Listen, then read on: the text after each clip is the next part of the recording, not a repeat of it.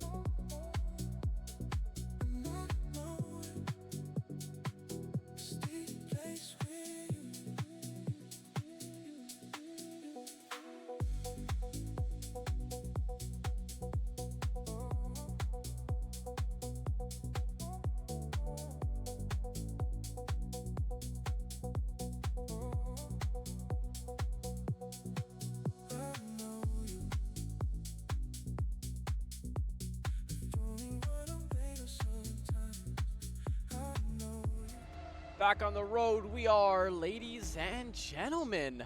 It's good to be back. It's good to be in the game. For those of you who missed the pre-show, my name is Sino, and we bring to you Castaway X versus Radiant. It should be a banger of a game, but unfortunately it is only a best of one, which means, unfortunately, it's only one map, which means both teams need to come out the gate swinging, otherwise they're gonna kind of lag behind. I feel like I always say the same thing back to back, but it is a, it's effective. I mean, it's repetitive but effective because it does really put into perspective how important BO1s really are to kind of set your team up for the following week, and to set that record back to back to back is just a very, very good way to be able to establish pressure, and to be able to utilize that as well is just honestly excellent. And knowing these two teams, I only am familiar with Castaway X, considering I have had the pleasure of casting them many a time. With Radiant, I haven't had the pleasure of saying the same, but I mean, that's why I'm here. I'm here to learn. I'm here to diversify my intellect within the console scene. I mean, I know who Stunt is. I know who some of these individual players are. So, again, at the end of the day, it's just about familiarizing yourself with what's going on, who's doing what, and how I'm going to play it out. But as of now, no bias is set as of now. No predictions are set as of now. I feel like the first couple of rounds are where I kind of gauge who's doing what and how that plays out. So, see exactly what these teams have on the board for us, how they can play it out, and if it's played out to a certain extent, I'm excited to see what they will have in store for us.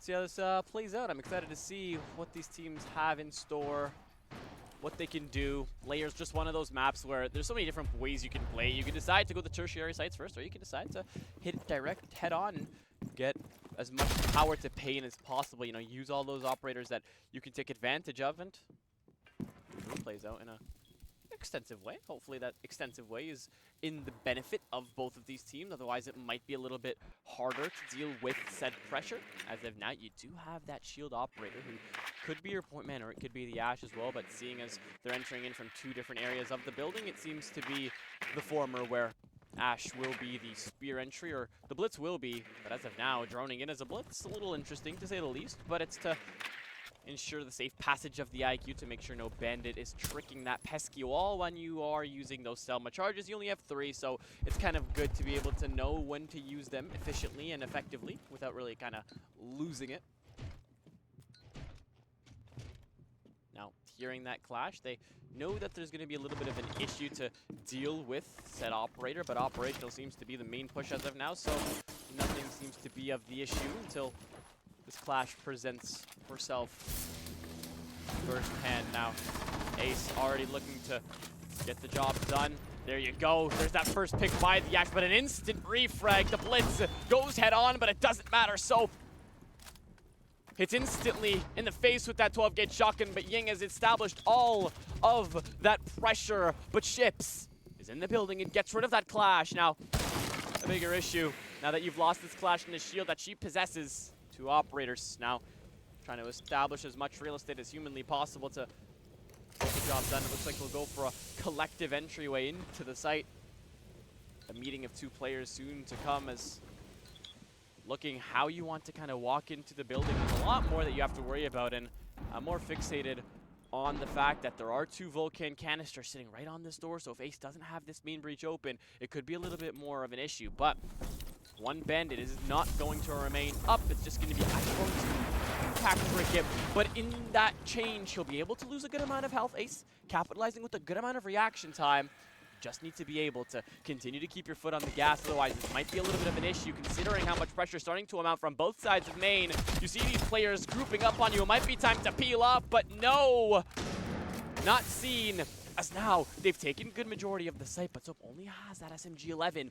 Shotgun as well, you can decide to prioritize it. Doesn't decide to shoot the Candelas rather than swing. Wrong decision, my friend, as you're met with a shotgun to the teeth in the first round. Deservingly goes to Radiant. Well played out, seeing how it goes. And an execution to kind of dream of, to be able to establish that pressure onto the defensive side. Castaway X go down, and they'll head right back up to retry the same venue.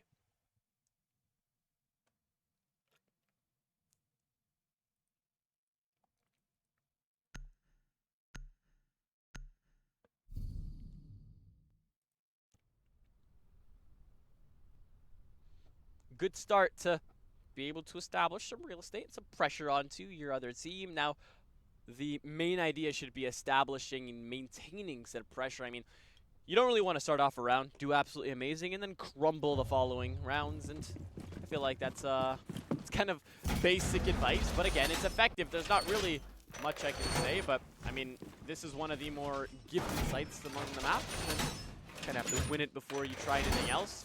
Like for a team like Castaway X, it seems like that is their main idea. Hopefully they continue to give themselves new opportunities. So if this doesn't work out a second time, I would like to see them try something else. So let's see how this opportunity presents itself for this team, because the operators are there. The idea is there. It's just the final execute, the final push to shove that kind of becomes a little bit more concerning, as we saw different ideas from different operators. This will lose eye prone, and a rehost seems to be the idea. We'll get these players set up, and we'll be back very soon.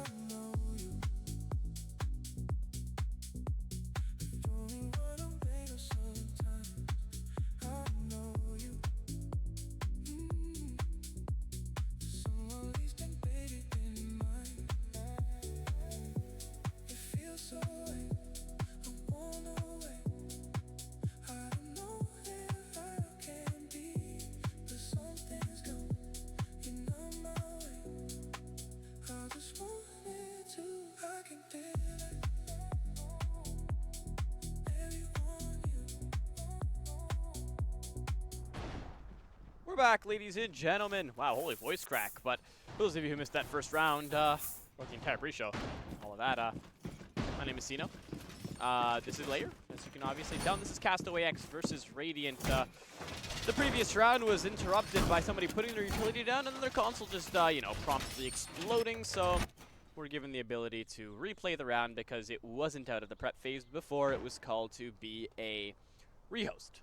Now, a couple of new things coming to this game. I mean, you have the induction of mouse and keyboard coming to the actual game build in under 7 days, which is going to be quite interesting to see. I think it'll be 16th where that'll be integrated into the game, or this upcoming Tuesday is 1 to 2. I'm not really 100% sure, but it's going to be quite interesting to see how that plays out. Kind of concerned for the game after that, to be honest. This is going to be a little bit of an interesting time to see how that plays out. Otherwise, you know, might see some interesting things happen throughout the game.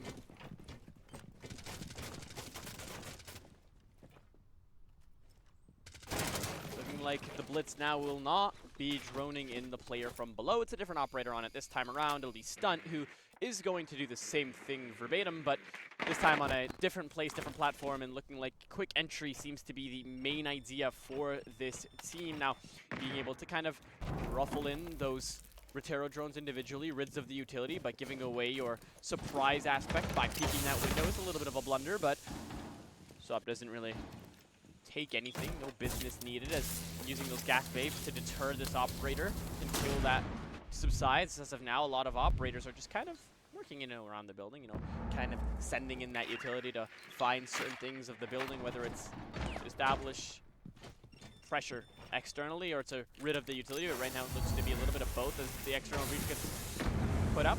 You'll have Ying come in below for soft verticality. The ace has already started as well, and the Rotero drones are fully exhausted. Now Stun looking to take a gunfight, but a shotgun to a pistol. Pistol never wins that gunfight unless he's the craziest player on a shield of all time. Now has to be careful with his health on these toxic babes, so forced to back up, but Soft is running low on that gas economy as he's completely taken out. Prone getting a kill on the ships, but the Ying walking through, not registering where the smoke is, and second time around it'll work. Shotgun doesn't go that far, buddy, but it'll still do that damage. Our teammate will swoop on in, get that job done. There's that second kill of the round for Radiant as they've opened up the entire site. The pressure being mounted, but that's a wrong entrance as the Goyo was waiting for that, but still Kong is here and ready to swing as all mayhem, and Stunt opens it up as well, leaving just Citizen the flash. Hits no connection. Nothing that you can do except for wait for your impending doom, and Radiant take 2 undefeated back-to-backs.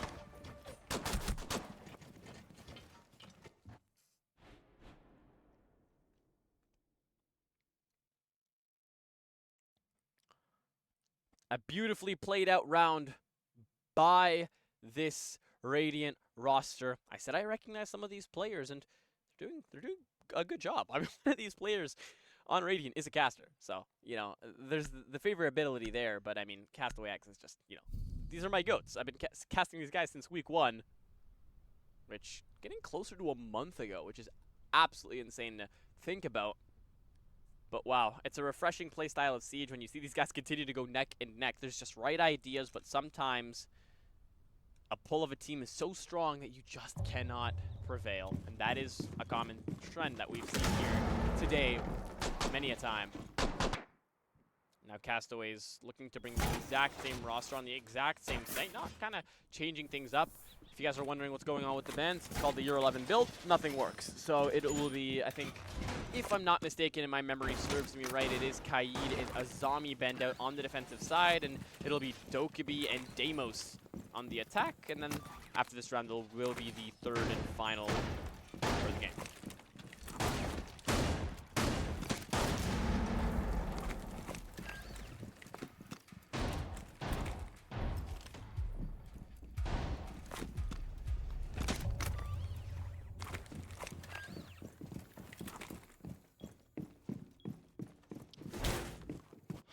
Arguably the best attacker lineup you could ever ask for, bringing in Execution Up, Global Intel, and a Shield Operator, complemented by another Execution Up, and then the Thermite. Shaping up to be arguably the most coordinated round from this Radiant roster. If they can just put it on paper beautifully, this will be the execution that people rave about the talk. Could play out perfectly, but they just need to take their time. Now, shotguns have seemingly been a game-changing factor in multiple round engagements, and it's nice to see that trend continues to present itself as one player hold up top mezzanine, but these attackers aren't going mezzanine. They're attacking that backside, and throughout Pebbles Hall, you already have 3 operators, 1 on the rappel, if you count him as well. A minute burned off the clock now. That Vulcan is going to be that make or break factor to how fast you're going to want to push this. Now, Goyo, you either pop it or you wait to detonate this Vulcan canister. Patience is a virtue. Hello, Goyo, just pop it. If you die here, it's a risk you don't want to take, but that goes kind of full circle as it also goes on to iProne. But wow, the coordination from this team is just surreal as you force him to pop that Vulcan by getting soft verticality with that ITAS, and now Citizen reinforces it. No electric wires spare, but can get that job done. Goyo aware that somebody's going to try to enter in from that single lone door in Pebbles Hall, but can't connect off a shot, and Ships is given that real estate to establish and hold out. Time is of the essence here, and both teams are doing a good job of being able to save their utility and drain out the time. Defenders doing a good job at what they need to do, and same with the attackers as well. But as that exothermic goes out, Truly's going to realize that maybe it isn't going to be an operational push, so that shield op needs to be rotated. That's exactly what will happen. Now the C4, the Velcro ripped off of it, forcing the Monty back off that Pebbles door. No connection and wasted as it gets stuck on the top of the breach. Bandit giving away his location. He goes down. Not a lot of utility kind of taken care of as that electrical wire is depleted, and so is that C4. Somebody needs to make a play here as this clock continues to run down. You have just below a minute left. Somebody needs to be able to make some form of play. It looks like Clix is going for a full rotate around to Ops. Breach isn't opened up yet. Now Clash deploying that shield, and no utility is given except for that flash if you want to give yourself a temporary idea on how you want to get in this building. Ships opens it up, gets rid of iProne. The flash goes full blind. Now Ships, this is your opportunity to walk in throughout to get rid of this Bandit, but you'll shred that HP. Bandit, hello, you can't reload in front of the door. Now Soap opens it up, but Ships is just there for 3. The Warden barely clinging on to life and no C4 in the inventory, but you could deny that plant if you swing fast enough. Ships is there. That's a quad kill, and Radiant go perfect for 3. This site is unwinnable with this team. One of the most coordinated attacks I've seen in a minute. Both console and PC, it'll get the job done, and that's classic Siege. That's how you adapt to the current meta. 3-0 as they approach a perfect cycle, but all on the same map as the third and final bands come through, and they're given the opportunity to do whatever they want on the remaining sites.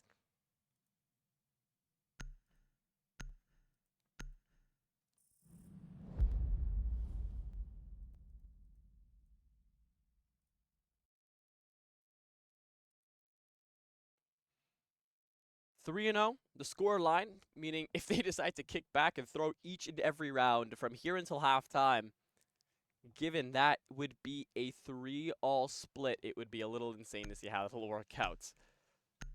A 3-all split is going to be something that kind of works out in both teams' favors, to be honest. I mean, 3-all as you go onto a clean slate as you try the opposite side, whether it's defense onto the attack or vice versa.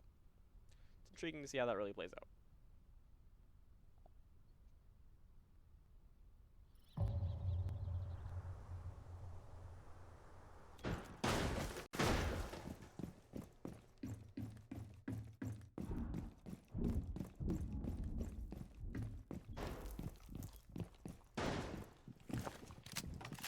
Finally, a change of avenue as Castaway X head downstairs into the basement site.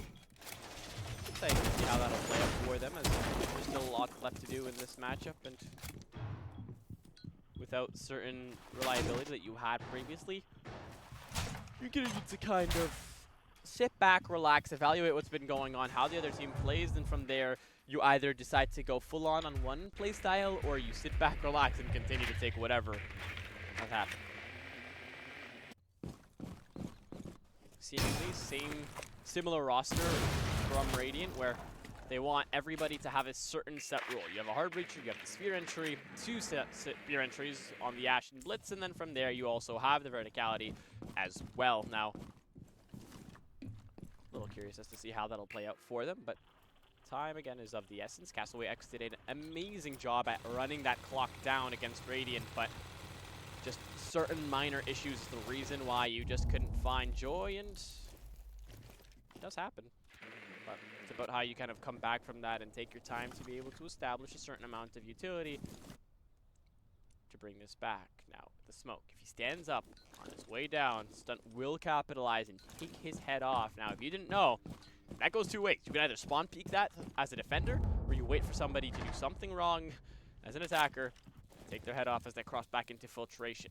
Now, truly, getting the first pick and getting rid of one of the spear entries, and it's what you want to see, especially this early on into the round. The showers push seems to be the main idea here. Stunt has not gone upstairs yet, so a little curious as to see what the idea with this ram is. Almost taking care of that player who found that first pick. Can't land the shots, and that goes both ways. Things will calm down as they approach that 90-second marker. Lots left to do, but still, that health is being shaved off of these individual defenders. Truly, you're just going to have to sit in the corner and wait for this clock to continue to run down. Otherwise, you're going to be leaving your team right back up at even, completely undoing what you did earlier in the round. Now, the first boogie drone will be used to rid of close utility, but that won't be enough to get rid of the Vulcans that sit close. Approaching that 1 minute mark, still nothing to happen for the attackers, except for that body they lost, except for somebody just walking into the site. Hello? That's not how that works, Ash. Instantly capitalized on, as that's that pick, but a refrag a little bit earlier on, and there we go. We've reestablished what we've been seeing for the last 2 minutes of the round, a one-man pick. Now that Ella could be a bigger issue, but she's completely off of the site, leaving Stunt full access into filtration, and the only person that knows is Citizen. Now that's an issue because he's the one that has those toxic babes. Looking like that delay is going to be long enough for iProne to get this job done. Again, perfect time wasting coming in here from Castaway X. All they have to do is maintain that lead that they've established. A beautiful pinch and a two-way swing to get rid of Stunt.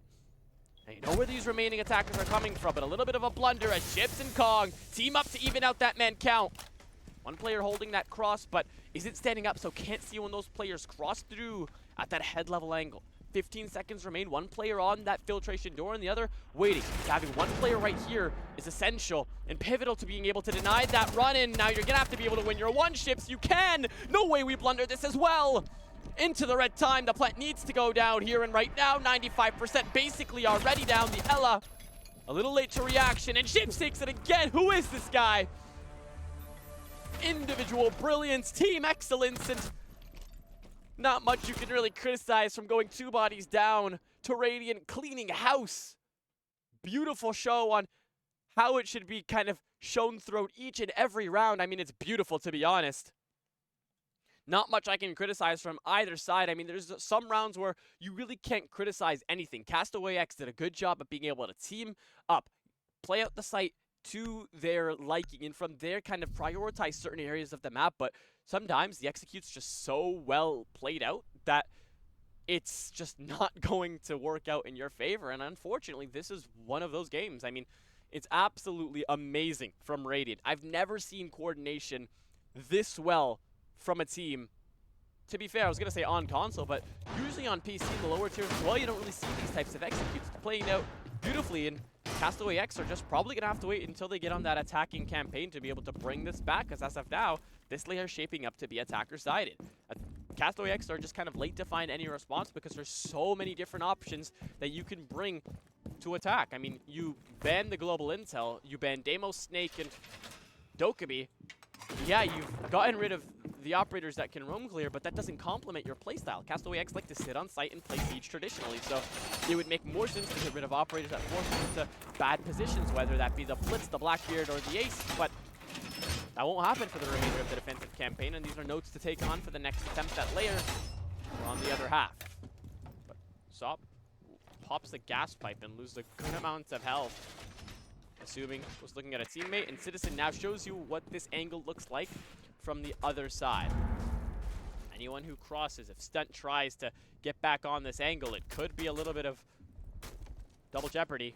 Stunt's completely across that map, looking to attack Showers with the remainder of the team, but sending in those Twitch drones in from the connector and gates to rid of these Vulcan canisters. Has gotten rid of 2 in under 30 seconds. That's a massive loss for these defenders so early on, and hello.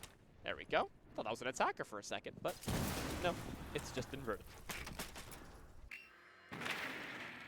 45 seconds off the clock, guys, and still, it's nice and calm. For those of you just tuning in, this is the SSL Group Stage Week 4 Castaway XV Radiant. We have a doubleheader today where we'll head on over to the Wild Boys Console League for another matchup, NLG versus... Wow, I have Uncle memory. It's NLG, I think, versus... Hold on, I'll get it. Yardigans. That's that team.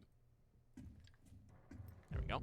Now, Truly opens it up by falling quite early on. Now, it was the Ash that fell first, and no Joy actually second, but first tried to walk in after that minute loss. Now, Kong gets rid of the Bandit. This is the time, Castaway, where you strike back harder. There was a round where you guys were up 2 bodies, and you lost. Now, this is the time where you give insult. This is where you add the insult to the injury, but it doesn't seem like that. Ships is on a heater. A 9 KD within the server, looking for that 10th. Just can't close it out. Kong is there, but it's going to be a gamer ring around the Rosie throughout that split, and Click Smokes will be the one to win that gunfight.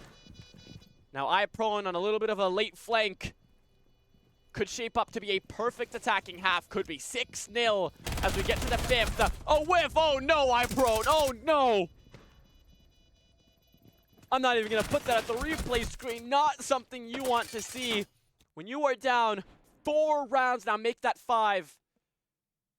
Oh no, Radiant are just taking this lead and running away with it. The polls, the predictions, nothing implied that this would be the outcome. It was so split down the middle, and 9-1 for one operator. Now make that 10. 10 kills unresponded. Radiant have heaters back to back, and I'm pretty sure that's post-rehost stats. I mean, there was only 1 round before that, but that means he had 2 additional kills in the first round, which means he's currently 12-1 within the entirety of the game, which, when you think about it, absolutely insane. Dropping Kino numbers on console. Castaway struggling to respond. As a last-ditched effort, they'll head on over to the tertiary site, which can catch some attacking teams off guard and could be that first round, which is all you need to spark up a comeback.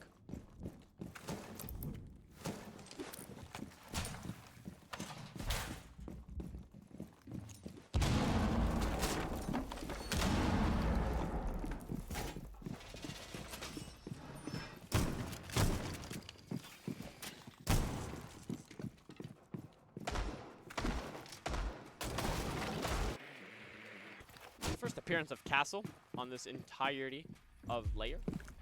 Now, could be among the shorter layers, which would be quite unfortunate. I do like to see this map a good amount of times. It's just one of those that's kind of nice to see, you know? It's just a well played out map. I mean, I remember when it was first put into Pro League and the Pro League pool, literally nobody wanted to play layer. Now, I like how people have finally started to pick into it.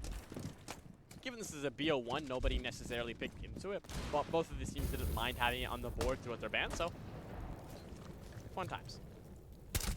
Oh my god, untouchable. What type of shot? How'd he know? The use and the benefit of being able to have a teammate that has intel inside the building. As you can see, Ships currently opens it up yet again inside of 30 seconds. And rating of a player upstairs kind of takes away from the defensive integrity, because this site does solely rely on verticality. If you want to be able to maintain key parts of it, to deny that plant, Stunt can walk in and plant if one of these players gets control of Pebbles Hall or Display. Because Sop will be able to utilize that utility as long as he is looking over his shoulder for the remainder of the round. Popping out that Goya with no pressure kind of amounting, but the Candelas go in as Kong looks to find entry alongside with Flick. Citizen taking the damage as well, looking to take that gunfight, but there are players already in sight. Finally, we see Castaway fighting back as they'll even it up. Things will calm down as Kong is kind of isolated in this display, but hello, Truly, come on!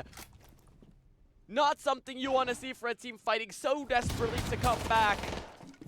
Below 90 seconds as the top control has completely crumbled. Now this shotgun is essential. This Ying shotgun has been an absolute problem for these defenders.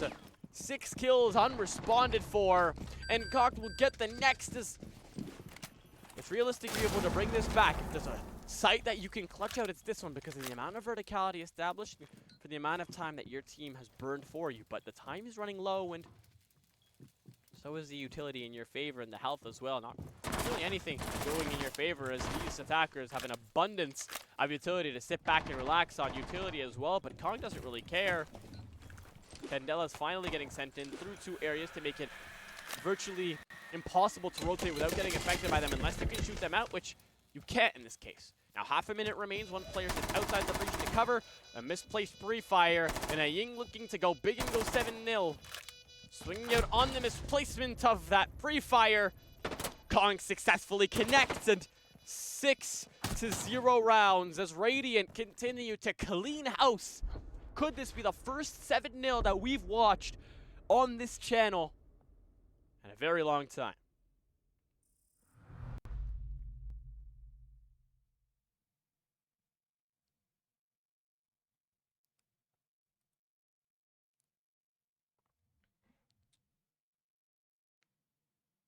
Not what you guys want to see at all, but at least it's a doubleheader that will be given tonight to mitigate the fact that we've been robbed of some certain competition.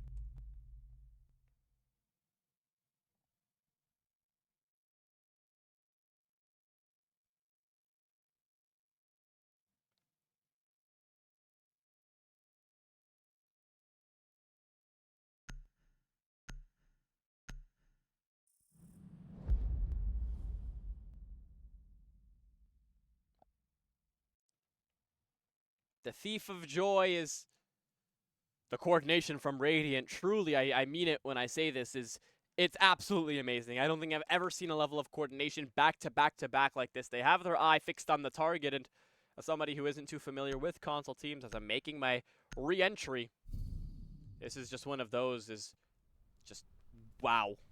Just wow.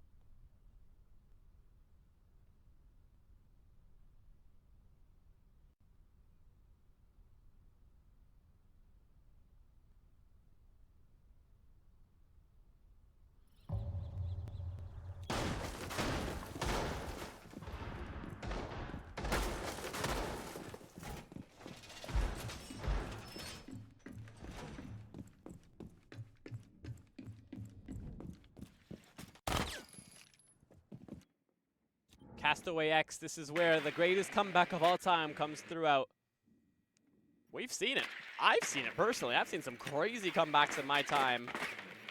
This is where it could start. But I mean, you guys need to have your foot on the gas here and now. Otherwise, this is just a game that you guys want to forget as fast as possible.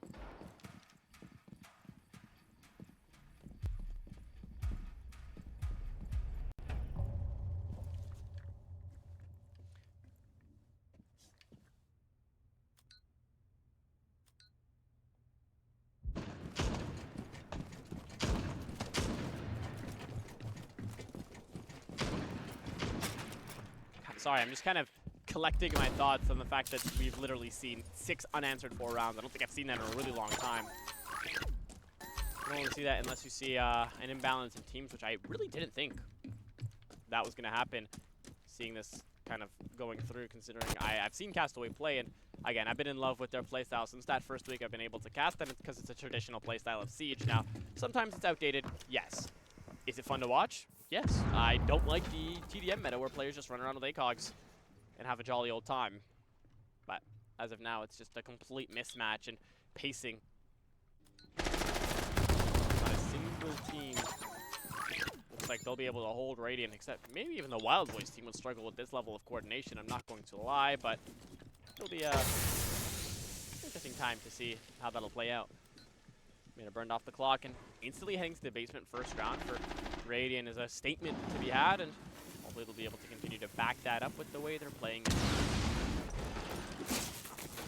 Now 90 seconds remain, and a good majority of the utility has been burned out. Now you have 4 logic bombs up. It's time to start using them. It's kind of a two-way boat if you decide to call the Vigil, because if he decides to eat the logic bomb, or the Jago payload, is just going to mean you can no longer call him. You'll lose just a little bit of health, which I think is around 30 to 40. Meanwhile, the remainder of your team's walking in. So it's kind of time for you to start calling in these plays, but Stunt has verticality. Could decide to play it, but it will be the Vigil instead, while Stunt is going to be the one on that backstairs flank instead. But it looks like Sop knows this first call will go on to Stunt, but Chips will be the first to fall. I prone and clicks and Kong. It's just mayhem. Not a single shot connects for the defenders, as all hell breaks loose, leaving 2 players, and guess what? They're both off of site. Stunt's forced to drop back down to the site to try to amend all of these issues that kind of come through. Gets damage dealt, gets rid of that thermite, but not before your teammate falls as well. 2 players fall, and now Vigil been on that frag roll the entirety of this matchup, both attack and defend. What can you do now? Forced to hang up the phone because that amount of health would not be sustainable to keep throughout each and every round. The hatch drops being watched, and so are the flanks, as you have no impact. You have to individually shoot these track stingers, and ever since they got that buff, that means you need to be able to give up your position. The spam calling continues to come through 2 left, but there's a 7-second cooldown on these operators. Not much you can really do in this type of situation except for go to filtration, and that's kind of starting to set in, meaning this round will be unwinnable. And that will mean finally Castaways strike with a round of their own to close down that deficit to 5, and we all start somewhere. They should be able to continue to have their eyes fixated on the prize. They have nothing to lose. What a shot! Even if you can't win it, that effort is commendable as this Monty continues to taunt, get closer, and he looks to win the gunfight, but no bueno as you get put on your back. Castaways at this point in time have nothing to lose, meaning they can continue to go to each and every round with their heads held up high, with good vibes, and that can close down the deficit. But again, it's all about what you do in terms of perspective and how you view this game.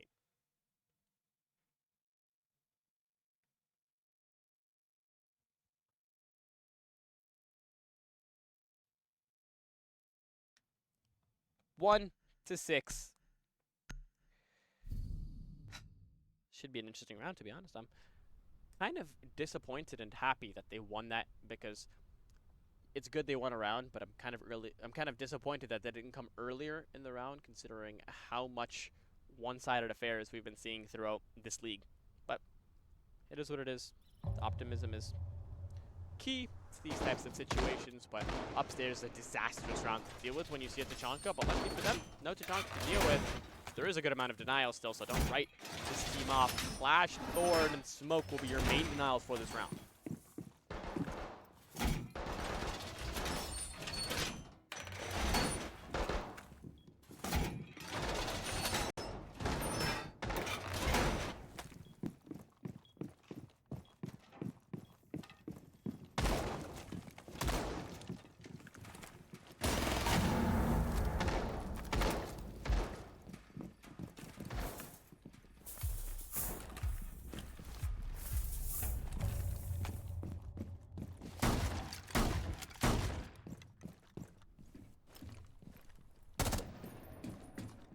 Comeback for the ages if it is successful. Castaway X, you guys have the opportunity to do something insane here. Sure do hope you guys can manifest it and get it on the board, but it's up to the players individually in this lot.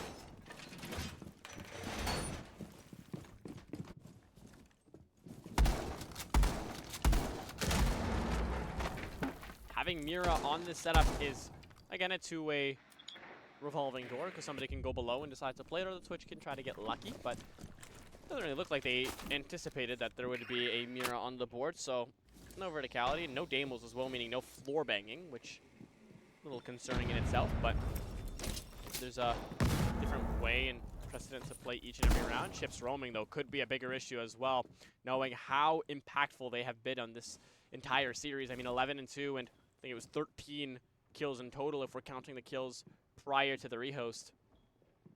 An absolute pivotal player, and right now the rest of the team just can't find their own kills. I mean, you have Era on 7, you have Kong on 7. Flex and Stunt can't really find joy, considering the team just kind of stealing kills away from them. 3 players together, I mean, 14 between 2 of them and 11 individually, 25 together is just, wow. Just one of those that's absolutely amazing, and a stat line that you don't really think to hear in a league game.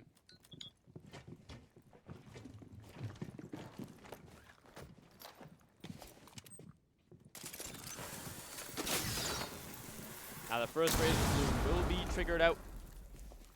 No joy, no one finds nothing. As of now. Continuing to play out, just a minute left on the clock. Good for time here, Radiant, to be able to run this down, and Castaway X playing this beautifully to be able to run the clock down because they know Ships is down here and they know they can't make an execute. Because of that punch ability, you can punch these track stingers 1 for 1. And the DMR also does more than 35 per punch, so kind of is imperative that you keep this down. Now Clicks could kill this Monty so easily, but needs to play it perfectly, to a T, to get this job done. 35 seconds remain. Beautiful time management. See how they play this out. Again, the time continues to run down, but a beautiful pre-fire from the caster himself. Who am I when you have Clicks who can do it all? The pre-fire as you've lost your shield, but Citizen now planting. Where are the toxic babes? Where is the C4? Citizen gets fried, and so does iPro. No, Castaway, is this the end of you? Nothing to say, you enter the red time. It's all about playing keep away, but not for Era. Hungry for more, he gets the first, looking for the second, but he's already walked into the building, and Kong cleans him up. That's your winner of the day. Radiant lose 1 round on the series and take home Layer with their heads held up high. A +6 round differential. A one-sided matchup, if I do say so myself. What a game that is.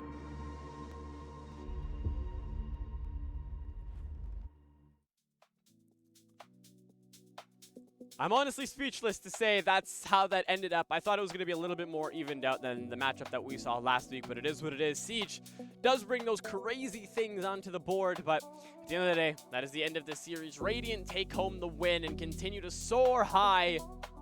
Assuming that party sounds absolutely amazing right now, but congratulations to them and Castaway. Again, they just have to continue to grind. It's a team I still have belief in. They know how to play the game. It's not like they were giving away bodies easily. It was just a mismatch in terms of the utility on Layer and the operators and the lineups that you decided to bring. Anyways, that's the first matchup of the night. We're going to get prepped and ready for the second matchup, which is, again, I'm trying to remember it as it's starting to jog my memory. NLG versus Yardigans in another league. Following this matchup, we'll get these lobbies set up, we'll get these players set up, and I think this game starts around 8 o'clock, so you have around 15 minutes to get your votes in, to grab a snack, sit back, relax, drop a follow if you have been enjoying so far.